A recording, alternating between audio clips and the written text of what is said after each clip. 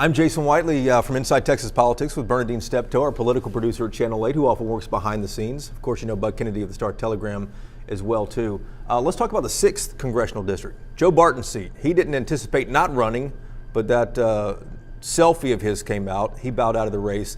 A lot of people on both sides running for this race. Here's the first question. Can Republicans keep this seat? Because Democrats sure don't think they can. The Democrats have a good chance to win the seat. I've predicted they will by the time November comes around.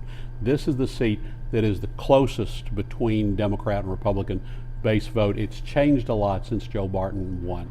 The election has been getting closer every time, involving Democrats that had no money. This time you've got 2 Democrats that are really doing well. John Sanchez has already raised more than $100,000, more than all the previous Democratic challengers put together. And then you have Ruby Woolridge from Arlington, who appeals to a lot of the base vote.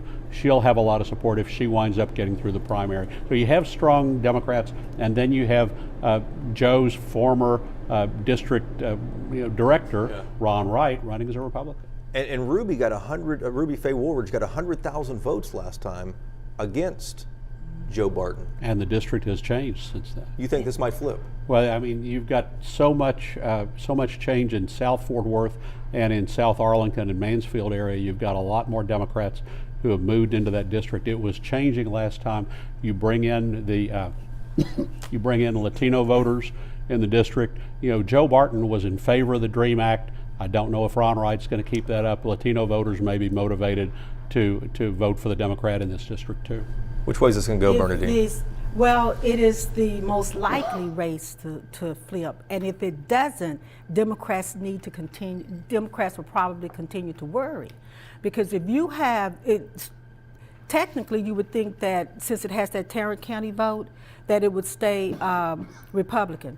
But if the Democrats can't get this seat, how much hope will they have statewide or in other seats? Because of the controversy and the way that this seat is moving in terms of demographics, it should. Will this be a race at all? Bud, do you need another pint? We can get you another pint if you need to. Any chance any chance that Republicans could keep this seat? Or, I guess here's a bigger question. Will this seat be about what Joe Barton did?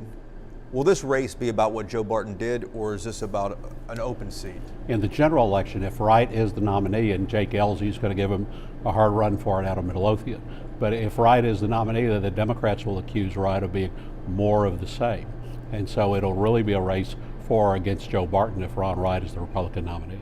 And I think yes and no, because since the district has been trending more Democrat, then you could continue that trend if they have the money and the energy to get out those voters. However, it's still that seat is still in a Republican stronghold, which is Tarrant County. There are a number of people, Republicans running, a number of Democrats running. Does this go to a runoff for both parties? I think it may go to the runoff in May for both sides, Yes. which cuts the time the winner has for fundraising. If one of them can win it in March, that gives them a lot more time to raise money, build momentum for the fall, and to zero in on the Democratic opponent. And then you'll also have, if the consideration that it looks as if you're going to have a woman who will win the Democrat side for the runoff.